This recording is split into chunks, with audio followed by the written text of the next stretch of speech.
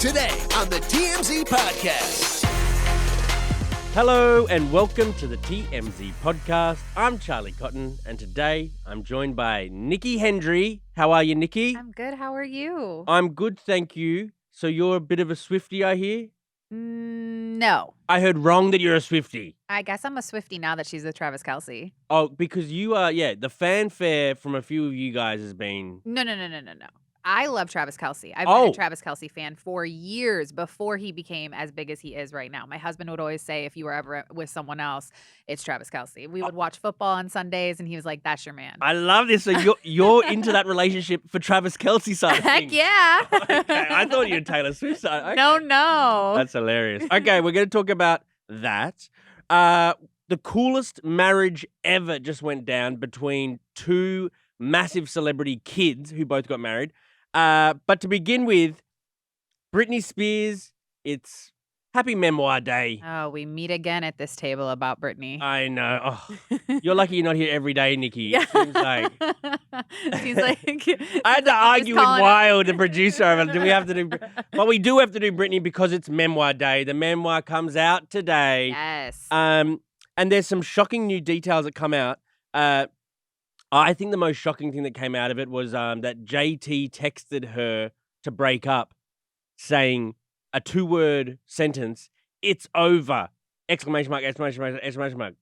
Yeah. That's how they broke up, those two. Yeah. And as sad as it is, it was after the abortion that they both experienced together. So you would think that when you just go through a traumatic experience with someone like that, you can kind of trauma bond and, go through your next life experiences together after you went through that. And that wasn't the case for Justin. It's not a good look for him at all. It is not. The things she's saying about him, like, yeah. I thought NSYNC were about to go on a world tour, and now this. Yeah, like, and you know what? I didn't have either opinion really. I mean, when I read, things that come out of the memoir, this is her reality, like we were talking about. This is her version of that reality in that story. So a lot of people think it's one-sided because Justin Timberlake hasn't said anything. And why hasn't he? Why isn't he? I guess the only reason you don't say anything is if it's true, or if you don't want to give the story more steam. Yeah, I think a lot of people try to divert their attention away from that. So I know that, he's supposed to be going on a tour, has an album coming out, all the stuff with NSYNC and the Trolls movie. So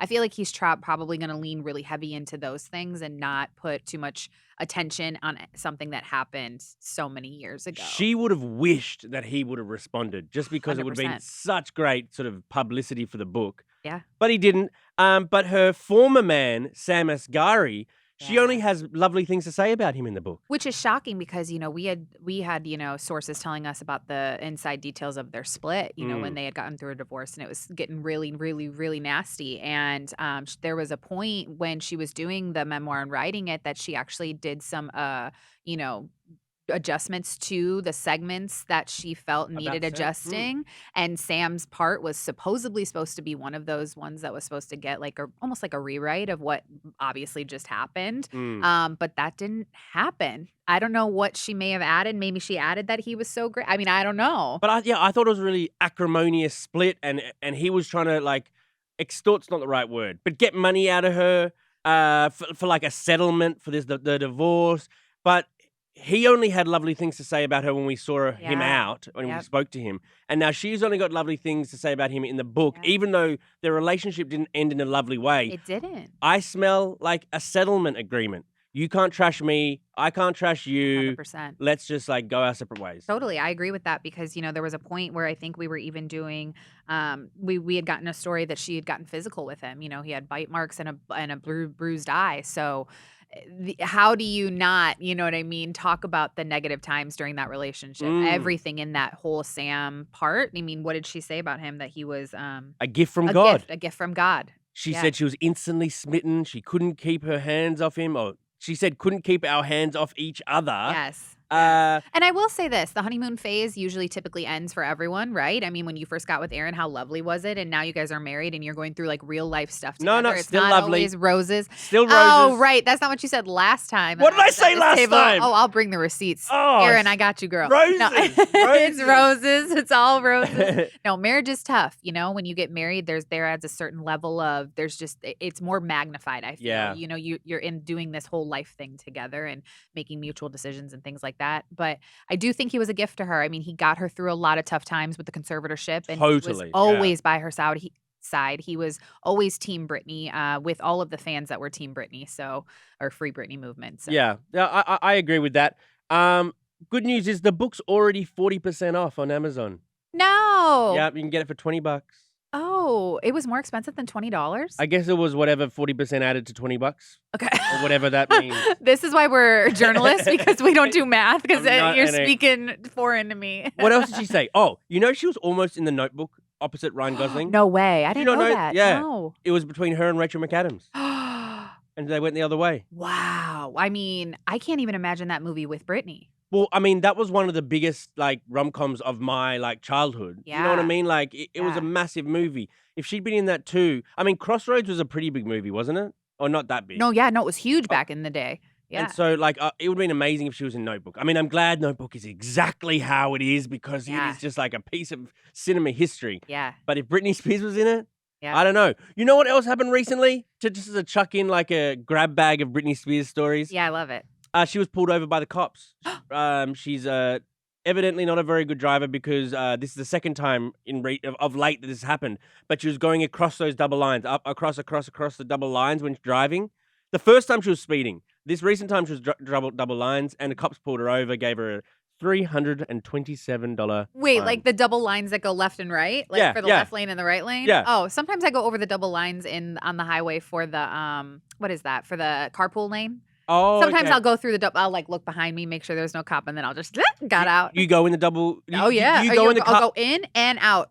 of the carpool lane. Yes, without the little dotted lines. Oh, Yeah. naughty. Naughty girl. You go in the carpool lane even when you're just by yourself? No, I've never done that. What? Because they you know what they're doing now in California, which you should be aware, is they're having those oh my gosh, what are they called? The cops on the bikes, like the motorcycles, going in between the lane, and they look in the cars now.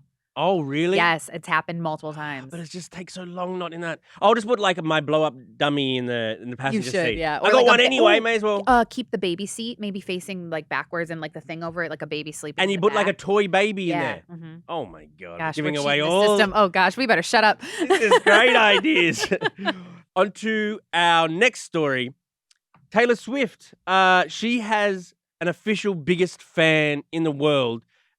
It's Nikki Glaser. Yeah. Nikki Glaser, she went on Kelly Clarkson's show Mm-hmm. and she confessed to spending 25 grand on Eras tour tickets. I mean, I think that checks out. That checks out. You know, let's do the math that Wild already did for us. So tickets for Taylor's show originally went for between $49 to $500. So that's depending on your seating section. So if she's going to be up in the nosebleeds, which I highly doubt Nikki Glaser is going to 9 shows sitting in the nosebleeds, she's paying a lot more for that, right? Right. So if you're going to go for the resale tickets, maybe that's where she bought them, they can go up to $7,000. So if Wow. she went to 9 shows, let's just say she paid maybe $2,500 for each of those, you're already to 20 grand. Yes.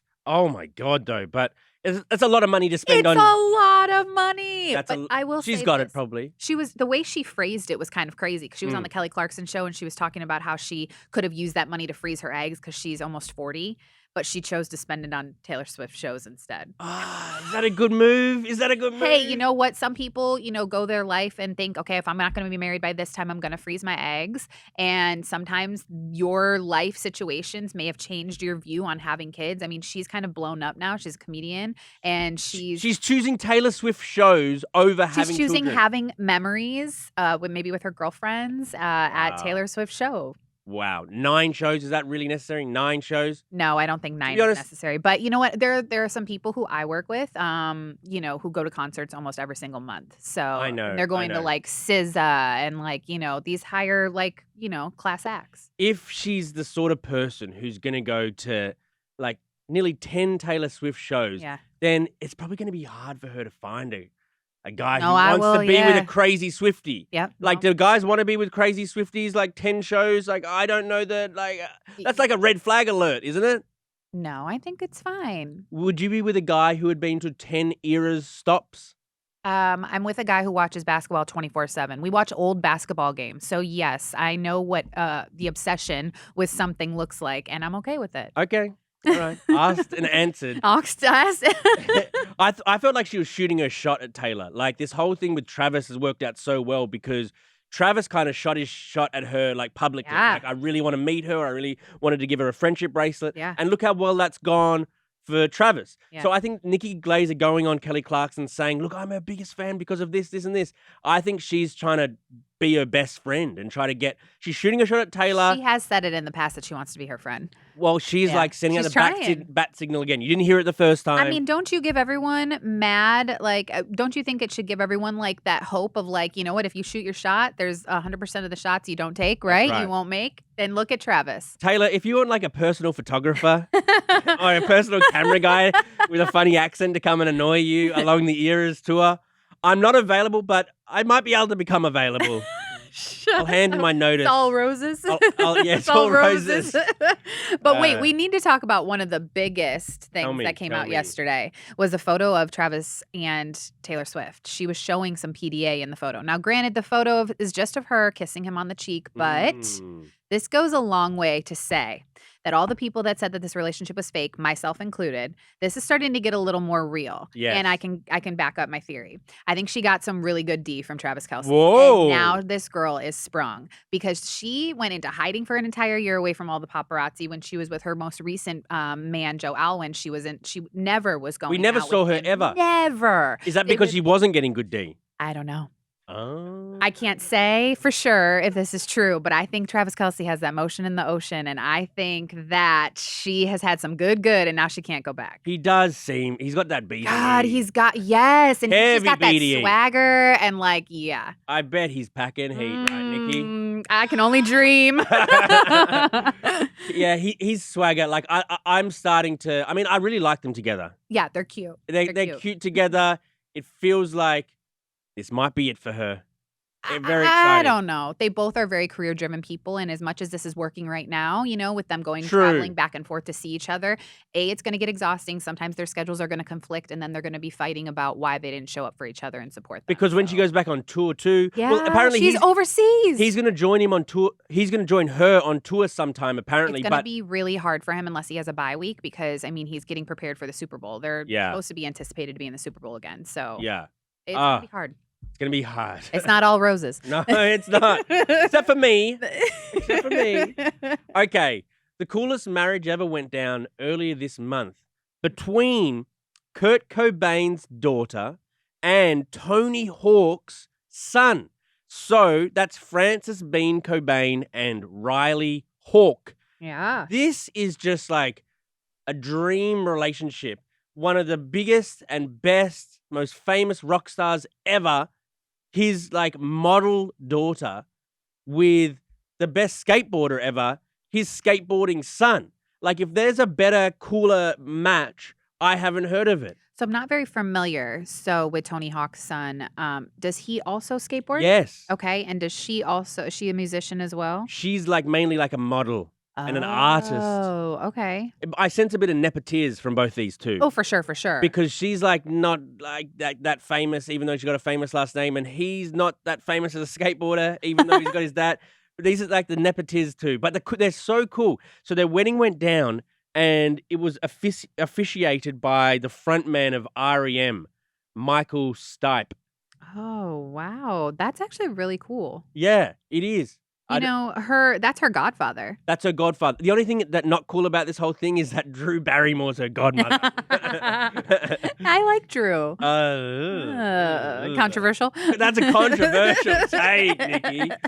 What would you prefer when they have kids? Okay. They're just going to be like the coolest kids ever with those genes from those two families. Mhm. Would you prefer your kid to be a rock star, like on the road, on the rock star, or a skateboarder, like, you know, skating around the world? Ooh, that's tough because, you know, I had thought like when I have kids, I wanted them to be in football, but now all of like the, CTE and things like that with Yeah. the brain, I'm No, getting thank hit so you. much. I'm like, I think I'm good on that.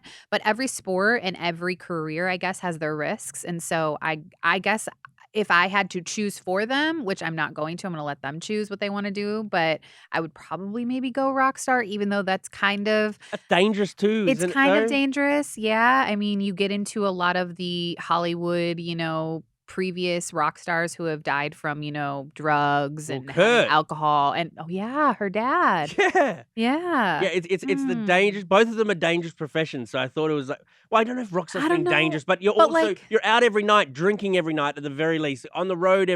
I think. Do you get into some gnarly skateboarding injuries? Yes, you break every bone you got. Not I'm not good at singing or skating, Yeah. But both would be fun to be the best at. Yeah. But both also has quite perils. Yeah, and if you're not the best, you're just kind of doing it and breaking your arm and just kind of going to show and getting drugs. Totally. So I mean, I don't know, Yay. but what a cool That's pairing those guys are. It's surprising that she got married again. I know that her last recent divorce was pretty gnarly. I mean, they were fighting over a custody battle over a guitar, which was one of her dad's guitars. Yeah, that's so, right. Yeah. That was their custody. It was their custody over battle. But why would it end up with the old husband rather than the daughter? Why would her ex take Kurt's guitar? It's that's my dad's guitar. I mean, if you don't have a prenup, things get a little murky when you have property that you both share during the time of your marriage. And I don't know how California law is with that stuff. Oh, that's interesting. Not about to try. He was a rock star. Her ex was a rock star too. So yeah, he was. What was his name? Isaiah from the Eries or some Isaiah band like Silva. that. Mhm. Some no-name rock star. That is. Oh.